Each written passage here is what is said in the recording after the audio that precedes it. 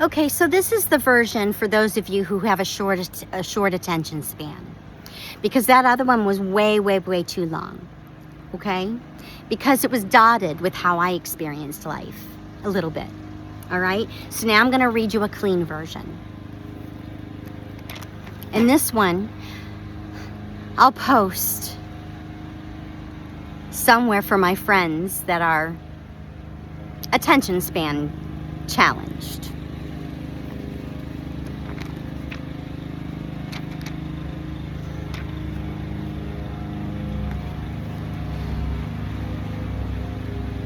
I'm sorry about the lawnmowers, but it's too nice to go inside.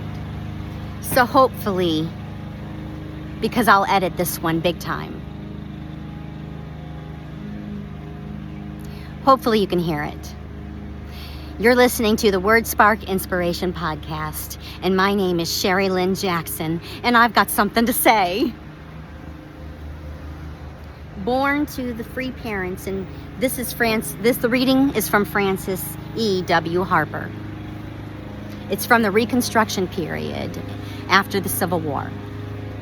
Frances E.W. Harper. Born to free parents in Baltimore, Frances E.W. Harper lived from 1825 to 1911. Frances E.W. Harper was a forceful activist and a prolific author who published 4 novels and several volumes of poetry in her lifetime. Several of her poems are included in Volume B of this anthology. Is it anthology or anthology? See? Anthology. In the years leading up to the Civil War, she traveled throughout the North as an anti-slavery lecturer. Afterwards, she continued to pursue both politics and literature. Her best-known novel, Iola Leroy, published in 1892, tells a multi-generational story about an African-American family in the aftermath of the Civil War, and reflects Harper's commitments to both racial and gender equality. Throughout the conclusion of the Civil War, the abolitionist and the women's rights movements worked as allies, with significant overlap in their memberships. Frederick Douglass, for instance, joined Susan B. Anthony and Elizabeth Cady Stanton in the founding of the American Equal Rights Association, which also encountered Harper among its early members. The debates over the Reconstruction amendments to the Constitution, however, would threaten and eventually fracture this partnership, as some prominent white feminists became alarmed at the prospect that African American men could win access to the ballot box before they did. How dare they? In this 1866 speech to the National Women's Rights Convention in New York City, delivered at the same moment that Congress was considering what would become the 14th Amendment to the U.S. Constitution. Helen Cox Richardson, historian, she did an expose on this. An in-depth video, rather. I watched it. Harper speaks to those fears and responds to the emerging threat of a split between the factions.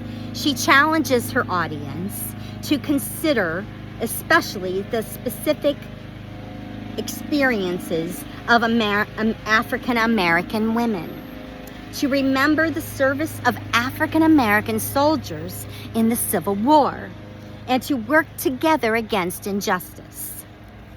This speech is entitled, "We Are All Bound Up Together." I feel I am something of a novice upon this platform, born of a race whose inheritance has become outrage and wrong. Most of my life had been spent in battling those wrongs, but I did not feel it as keenly as others that I had these rights in common with other women, which are now demanded. About 2 years ago, I stood within the shadows of my home. A great sorrow had fallen upon my life. My husband had died suddenly, leaving me a widow with 4 children, one of my own, and the others stepchildren. I tried to keep my children together. My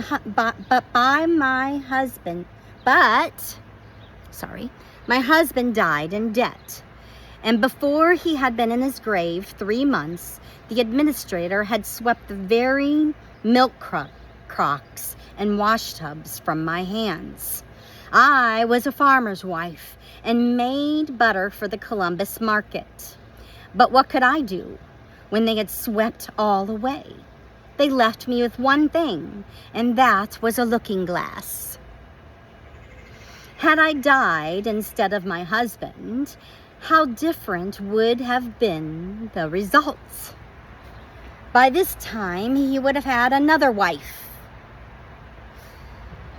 it is likely, and no administrator would have gone into his house, broken up his home, and sold his bed, and taken away the means of support. The administrator she speaks of, footnote number 2, was the executor of the estate who sold the possessions of the household to pay the debts of Harper's late husband. This was the speech she gave at the 11th National Women's Rights Convention, and it was held at the Church of the Puritans, New York, May 10th, 1866. I took my children in my arms and went to seek my living. While I was gone, a neighbor to whom I had once lent $5, he went before the magistrate and swore that he believed I was a non-resident and laid an attachment. Footnote 3. An attachment is a court order to seize property. He put it on her bed, where she laid her head every night to sleep.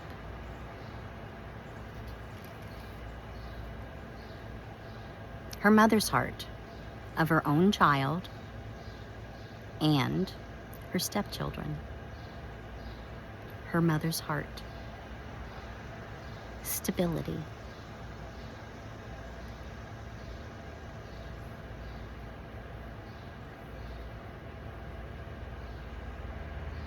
I took my children in my arms and went out to seek my living. While I was gone, a neighbor to whom I had once lent $5 went before a magistrate and swore that he believed I was a non-resident and laid an attachment on my very bed.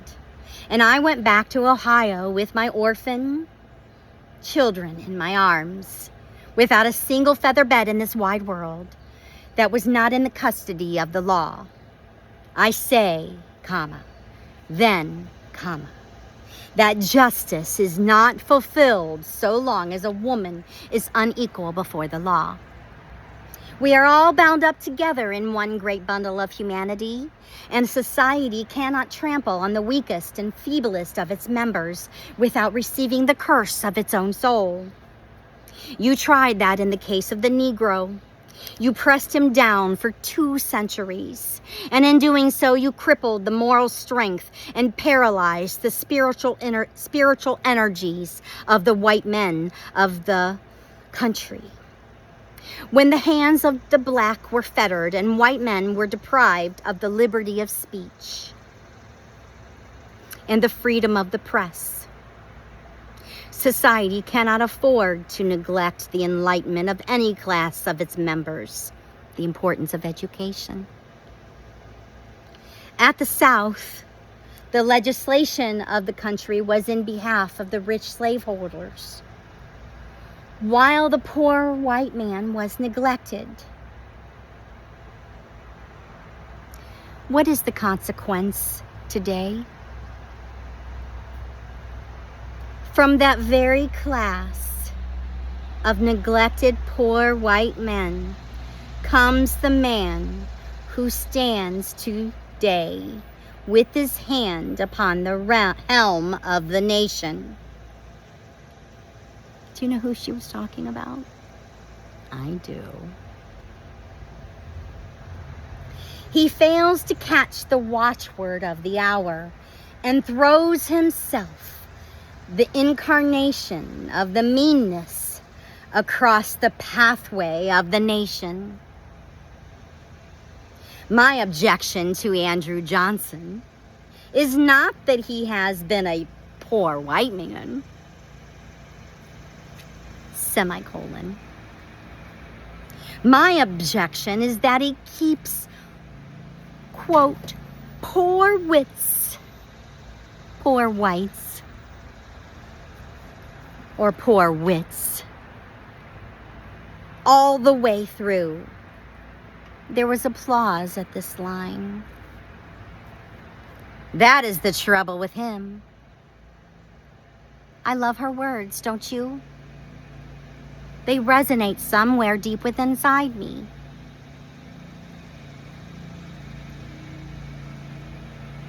This grand and glorious revolution which has commenced will fail to reach its climax of success until throughout the length and breadth of the American Republic, the nation shall be so colorblind as to know no man by the color of his skin or the curl of his hair.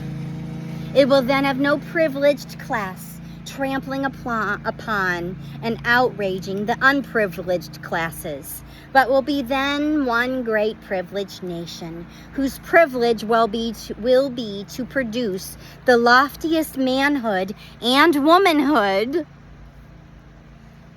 that humanity can attain. I do not believe that giving the woman the ballot is immediately going to cure all the ills of life. I do not believe that white women are dewdrops just exhaled from the skies.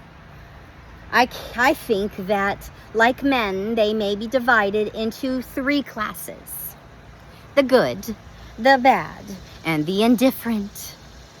The good would vote according to their convictions and principles, the bad as dictated by prejudice or malice, and the different will vote on the strongest side of the equation, the winning party.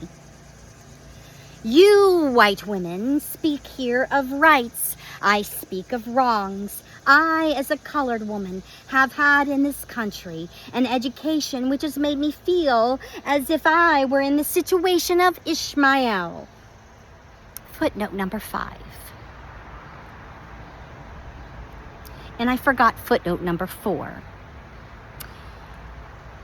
I said footnote number 3, so I will go back. Footnote number 3 was a court order to seize property. Footnote number 4 was a dialectal variant of whites. Did you catch that? And number 5, recall she's giving this speech at a church, a Puritan church.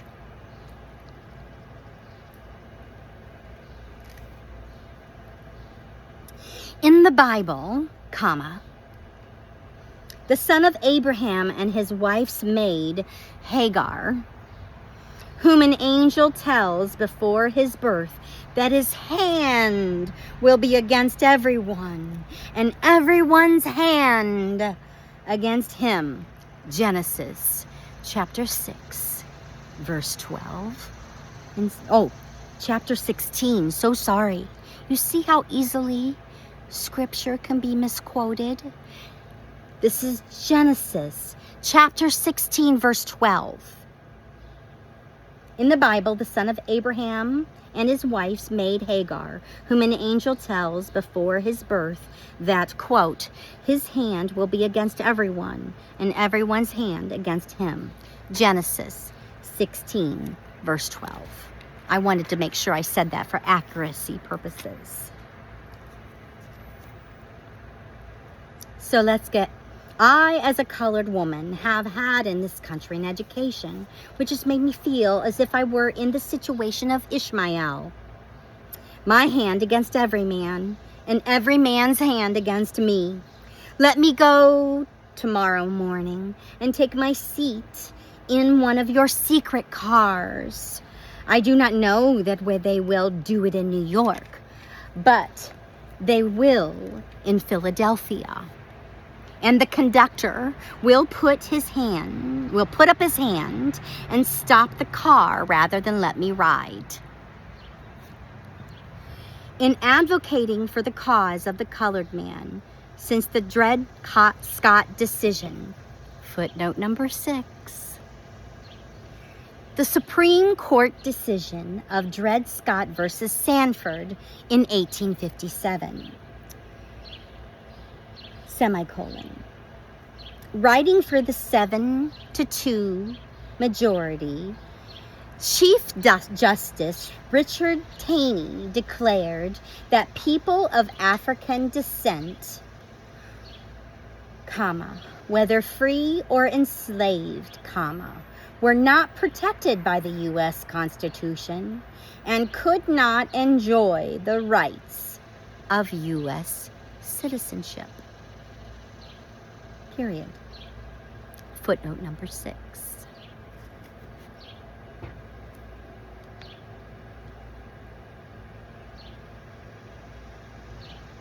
I have sometimes said I thought the nation had touched bottom. But let me tell you, there is a depth of infamy lower than that. It is when the nation, standing upon the threshold of great peril, reached out its hands to a feebler race, and asked that race to help it, and when the peril was over, said, you are good enough for soldiers, but not good enough for citizens, period. When Judge Taney said that the men of my race had no rights which the white man was bound to respect, he had not seen the bones of the black man bleaching outside of Richmond, period. He had not seen the thinned ranks and the thickened graves of the Louisiana 2nd, a regiment which went into battle 900 strong, and came out with 300, period. Footnote number 7. A reference to the losses reportedly suffered by the Black Louisiana Native Guards at Port Hudson, Louisiana in 1863.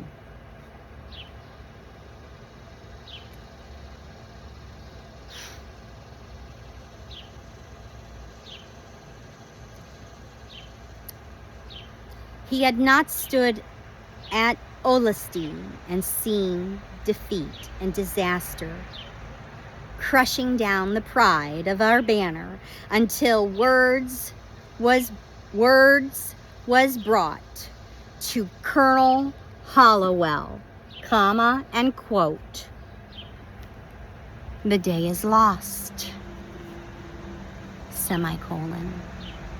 Go in and save it, semicolon, and end quote. And black men stood in the gap, beat back the enemy, and saved your army, period. And to this, there was applause.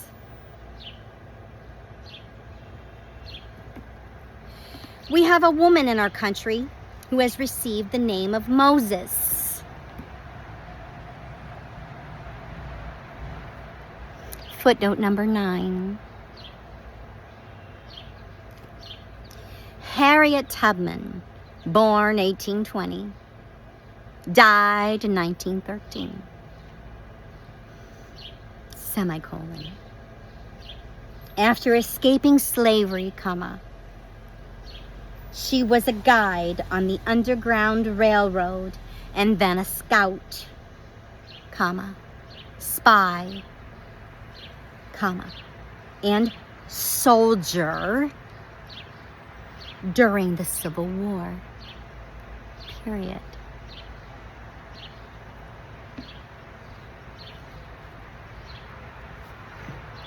Not lying about it, but by acting it out. And there was applause. A woman has gone down into Egypt of slavery and brought out hundreds of our people into liberty, period. The last time I saw that woman,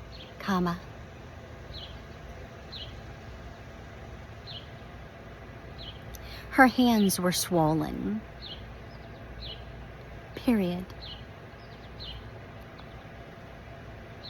That woman who had led one of Montgomery's most successful expeditions,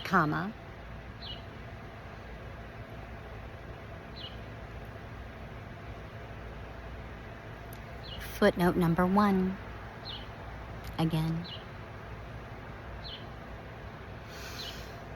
Colonel James Montgomery. At first, I thought it was a reference to the capital of Alabama. It might be. They might have named the city after him. Colonel James Montgomery, 1814 to 1871. I'll have to check that. That's just a supposition. 1814 to 1871, who for 2 years during the Civil War commanded the 2nd South Carolina Volunteers, a black regiment. In 1863, Tubman and Montgomery planned and executed a successful raid on rice plantations in South Carolina that freed hundreds of enslaved people. Period. Yep.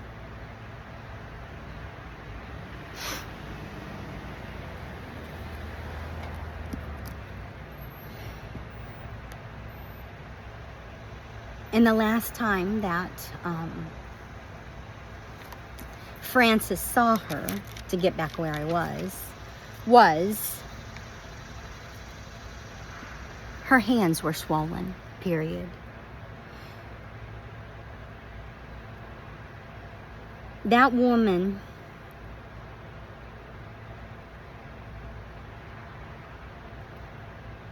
who had led one of Montgomery's most successful expeditions, who was brave enough and secretive enough to act as a scout for the American Army, had her hands all swollen from a conflict with a brutal conductor who undertook to eject her from her place. That woman whose courage and bravery won a recognition from our Army and from every black man in the land is excluded from every thoroughfare of travel. Talk of giving women the ballot box? ? In case I don't deliver it well enough. Go on. Go on. She sounds like Snarky Sparkle Fairy, doesn't she? Go on, she says. Go on, tell me about it.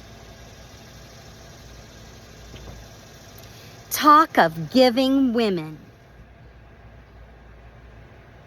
the ballot box.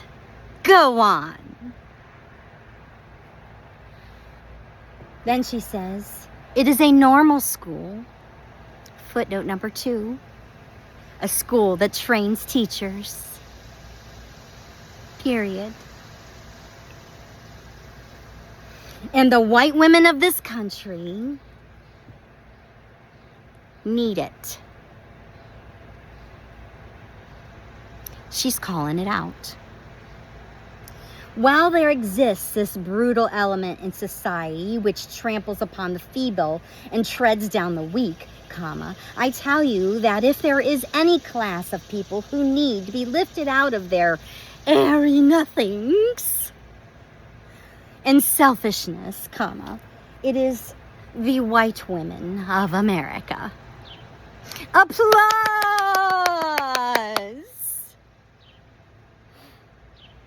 That was greeted with applause in a Puritan church in New York, May 10th, 1866. Oh my gosh, there's a synchronicity there. Do you want to know what it is? I was born that year, 100 years later.